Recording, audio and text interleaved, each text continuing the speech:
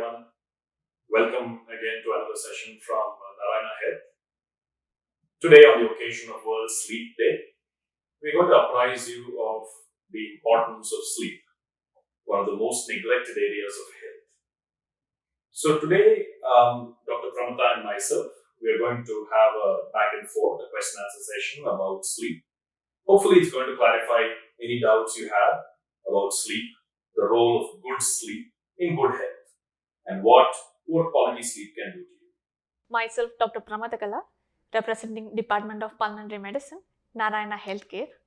So, as you all know, today we are celebrating World Sleep Day. So, just imagine a day in your life where you are waking up with a cheerful smile. Isn't it wonderful? So, today we would like to enlighten you people with a quality sleep and importance of it in our daily life, and a little bit on disorders and diseases associated with sleep and its quality. So I have a few questions to you. So can you just introduce us regarding World Sleep Day? Yes. So, World Sleep Day is basically a day that is designated as a call to action. It's a day that is designated to remind people the importance of sleep because, like I mentioned before, it is one of the most neglected and forgotten areas of health. It's a day that for the last 15 years we have been observing primarily with a view to increase the awareness about what is sleep, what is good quality sleep, and why we need good quality sleep. So, from that aspect, World Sleep Day is celebrated every year, and each year for World Sleep Day, we have a specific slogan which emphasizes the importance of what is going to be the focus in terms of health and sleep for that year. So, this year's slogan for World Sleep Day is quality sleep, sound mind, and happy world. So, as we can see, it represents the continuum of how sleep affects our health and therefore our day to day life. If we do not have a good quality sleep, our mind will not be sound, we will not feel rested, and we will not feel alert. And as a consequence of this, the cascade of problems that are created can result in an unhappy world and environment that is going to be around us. Therefore, quality sleep, sound mind, and happy world. That is this year's slogan, and let's all remember it for time to come. So next is like, when do we say someone has had a good quality of sleep? Yes, excellent. So it's a very important question. Most people fail to either understand or see all the different dimensions of a good quality sleep. So, when we say somebody has had a good night of sleep, what we mean is three things. Number one, the duration of the sleep. And the duration of the sleep, you see, this is a question that we often get asked. I'm sure a lot of patients have asked you, a lot of patients ask me, what is the right duration of sleep? And it is independent for everyone. Okay, there is no magic number that is a one size fits all. The right duration of sleep is that duration of sleep which, when effectuated, the next morning the individual feels well rested and alert. Okay, there are some people who are habitual short sleepers. They tend to sleep only 4 or 5 hours or sometimes 6 hours, but they still feel rested. But a habitual, say, normal duration sleeper who sleeps about 6 to 8 hours a night, if they sleep a shorter duration, they may not feel well rested. So, the ideal duration of sleep is independent, but it's that duration which will make one feel rested and alert. The second dimension of sleep is continuity. Yes. A good night of sleep should be continuous, seamless, and there should be no fragmentation. The day-to-day problems which can fragment our sleep are things like, say, for example, phone calls, or somebody arousing us, or say, for example, a lot of parents here will connect with this idea that, when they have a small baby and the baby tends to wake up multiple times, their sleep gets fragmented. Yes. So such parents, we know the next morning they generally don't feel rested. Okay, the new parent syndrome. But on the other hand, a good quality, unfragmented sleep enables a person to feel well rested and restored next day to carry out all the day-to-day functions. And the third most important dimension of sleep is depth. And this is very often ignored. People often think sleep is just falling asleep and getting up. But our sleep has got several depths. We go into different stages of sleep. And we need to acquire a proper depth of sleep. So all the functions of sleep are carried out and we feel well rested and restored. There are some depths of sleep at which the body will feel rested physically. There are some depths of sleep at which the brain will feel rested mentally. So it is important to achieve an adequate depth of sleep so that we feel rested completely as an individual. So, sir, we understood what are the importance of sleep and what is the meaning of a quality sleep. So, I just wanted to know what are the health problems which are associated with sleep, which is not good in quality. Yes. So sleep has got so many effects on our health and our environment and our circumstances that not getting a good quality sleep can unfortunately affect an impossibly large number of dimensions of our health. So many that we may often fail to recognize that this problem is being caused by sleep to begin with. And this is the big problem with understanding sleep and health. Many people are unaware of the role of sleep, and therefore they are unaware that the root cause of their problem is a poor quality sleep. About 35% of the world population says they don't get good quality sleep in one way or the other. So that's a very huge number. These people suffer from various different health problems. So the first foremost implication on health of a poor quality sleep is this problem that we all know as insomnia. People don't get good quantity, duration, and quality of sleep despite getting a good opportunity to sleep. Yes. So that's important. So, in other words, if you say, for example, have an individual who is employed gainfully as a driver, and that individual is required to drive overnight, you wouldn't call the person insomniac because they haven't had an opportunity to sleep. Yes. But somebody gets into bed, is given an 8-hour opportunity to sleep, and doesn't sleep adequate amount of time or adequate quality of sleep, then that individual becomes insomniac. Insomnia spills over into the next day, and many such next days add up to create a very poor quality health. The biggest health problems created by insomnia is excessive daytime sleepiness. So individuals are not alert the next day. And we know this can create a range of problems starting from motor vehicle accidents, industrial accidents, not feeling alert, etc. The second big problem that insomnia creates is it disturbs the entire circadian rhythm. That is the natural biological rhythm of our life. The circadian rhythm is very closely linked to a lot of other rhythms in our body. So, for example, there's a specific schedule for the release of some hormones. There's a specific schedule for the digestion of food. There's a specific schedule for the way we are alert and get up and do our physical activities. Disturbance of sleep and inadequate sleep is going to disturb all these schedules. So these are the individuals who become higher risk for developing metabolic, hormone-related, endocrine and exocrine problems. So we are now increasingly recognizing that diabetes is, at least at one of its root causes, is inadequate sleep and poor quality sleep because it so disturbs the circadian rhythm. Similarly, all such endocrine exocrine disorders which manifest in individuals have at some point of time a link to sleep. The second important health problem that a lack of good quality sleep creates is obesity.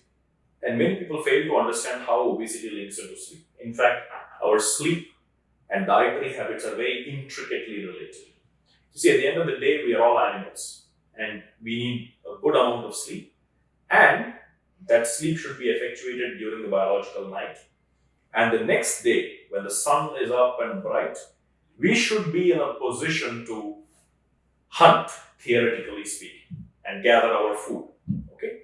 So, like I mentioned, all our circadian systems are designed to secrete hormones that make us sleepy at night and secrete hormones that make us seek food and eat food during the day. So, if sleep is disturbed, what happens is this hormonal axis goes haywire and individuals start eating at odd times, feel hungry when they're not supposed to be feeling hungry, feel excessively hungry, have over reliance on increased intake of calories, and this slowly and steadily builds up to a point of obesity. And obesity, as we know, becomes the root cause for a lot of other myriad health problems, cardiac issues, strokes, sleep disorders can again be potentiated by obesity, so it becomes a vicious cycle and so Okay. So you mean this is a vicious cycle, obesity and sleep disorders? on. Yes, that's right. So, sleep disturbances are closely linked to obesity, and obesity is closely linked to creating and potentiating pre existing sleep disorders. So, in that regard, there are a whole range of sleep disorders that obesity can create, but one of the most important ones is something called OSA. Or it's a hot topic in like social media nowadays. OSA. Can you just brief about it? Yes. So OSA is basically it is the abbreviated form for obstructive sleep apnea. Apnea literally means the cessation of breathing. So in other words, there is a stoppage of breathing. Obstructive refers to the process by which when an individual lies down and tries to fall asleep, then during this process of falling asleep and during different stages of sleep, for various reasons, obstruction occurs in the upper part of the airways, and sometimes it may even occur in the lower parts of the airways. And the airways sometimes get completely obstructed, resulting in the inability of air to reach the lungs. So, in other words, breathing stops because of obstruction during sleep or obstructive sleep apnea. And we know, like you asked, that obesity and OSA are very closely linked. So we have a lot of scoring systems that tell us whether an individual is more predisposed to OSA or less predisposed to OSA. And one of the most important factors in these scoring systems is the body mass index. So individuals who have a higher body mass index are often much more predisposed to developing OSA. That is not to say individuals who have normal or near normal body mass index do not have OSA. They probably have milder forms of OSA. But individuals with a higher body mass index almost certainly have OSA, or they are almost certainly predisposed to develop OSA at some point of time. This is because when an individual gains more and more body mass, as the body mass index increases, there is a deposition of fatty tissue which occurs in the neck, in the subcutaneous plane. In addition to this, because of the various pathophysiological methods that occur in OSA, these individuals tend to lose muscle tone. So, tone of the muscle is basically the strength of the muscle when we are not using it. All our muscles have tone. So, when these breathing muscles lose tone, one of their prime functions is to try to keep the airway open. So, when they lose tone, and over and above them, when there is a lot of fatty tissue that is deposited in the neck, as a result of gravitational pull, with the loss of this tone, it slowly tends to compress the airway, resulting in slow and progressive obstruction of the breathing to a point where breathing doesn't occur. And this goes on in repeated cycles throughout the night. One of the results of this is, as a result of fragmentation of the sleep, the individuals tend to become more tired, more somnolent, that is, more sleepy during the daytime, and therefore become less active. And as a consequence, because they become less active, they tend to put on more weight. And this is how the vicious cycle that we mentioned sets in. So this may contribute to our circadian rhythm disturbances. Absolutely, yes. So you see already how in such individuals, sleep is disturbed and they tend to fall asleep much more readily during the daytime. So these are the problems that occur with OSA. And that, like I mentioned, again forms the root cause of so many other problems that occur in health. So, for example, in individuals who have OSA, what tends to happen is the oxygenation levels in the blood tend to drop, especially during those periods of time when the breathing stops. Apnea. Exactly, during the apneas. So, during these apneas, the heart has to unfortunately work more but with less oxygen supply in order to ensure the rest of the organs receive a good oxygen supply. And this compensation cannot go on forever and it cannot go on infinite times every night. So the heart starts to get strained. Individuals start developing a high blood pressure phenotype or a systemic hypertension phenotype. Slowly, the heart undergoes structural changes. It becomes more what we call hypertrophic. The muscle becomes more bulky and it requires even more oxygen to pump. And the pumping power of the heart comes down. Equally, the brain stops receiving oxygenated blood and becomes more predisposed to developing strokes. So, these are the very serious and sometimes fatal consequences that can occur when OSA is left to run without getting it into check. So can you tell us like how big is this problem? Yes, so I'm sure by how big is a problem you want us to put a number on it, a statistic. So yes, we have a lot of data about OSA. We have a lot of data about sleep disorders, and OSA. It has always been believed through various studies that the prevalence of OSA, meaning out of 100 people in the community, how many people have OSA, it's always believed from various studies to be about 4%. That's the average. And it is equally prevalent in females as it is in males. So it's about maybe 4% in males and 2.5 to 3% in females. But having said that, we have a lot more focused studies that have looked at cohorts. And we have, luckily, a lot of data from India. So there are cohorts from India which have shown that the prevalence of obstructive sleep apnea is as high as 14% in the society. So, in other words, out of every 100 people, 14 people have obstructive sleep apnea. And in some ways, what you can think of it as is most of our scoring systems generally tend to pick up the more obvious obstructive sleep apneas. And therefore, we can say that 14% is on the borderline estimate or probably a slight underestimate because there are probably a lot more mild obstructive sleep apneas which are not being picked up because they don't have the symptoms yet, but they will eventually develop the symptoms. So that's one aspect of how big this problem is. The second aspect of how big this problem is, we need to understand what fallout it creates. And I told you about how OSA and excessive daytime sleepiness can result in road traffic accidents and deaths. So, about 70,000 to 1 lakh road traffic accidents every year are ascribed to excessive sleepiness at the wheel or while driving. So, that is the number of accidents that happen every year directly as a result of health problems pertaining to sleep. Not only does it create that many accidents, the sad part of this is it results directly in close to 10,000 deaths every year on the road alone because of problems ascribed to sleep. And that is merely on the road. And once we get closer to a hospital and within the environs of a hospital, there are a very large number of problems that sleep creates in other ways other than road traffic accidents. So we spoke about how obstructive sleep apnea and related problems can result in high blood pressures, heart attacks, strokes.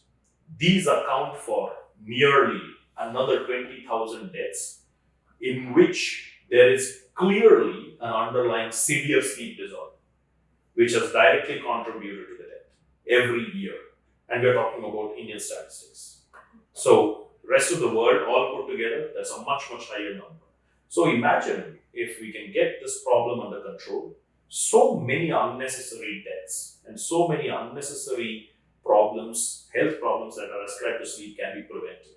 So, that is our goal here. We are trying to increase awareness of the importance of good quality sleep and increase awareness of the need to prevent problems like obstructive sleep apnea and to treat them early to prevent all these sad outcomes that happen in sleep disorders. So, can you just tell us, like, what is the number in children, like, about prevalence in children? Right.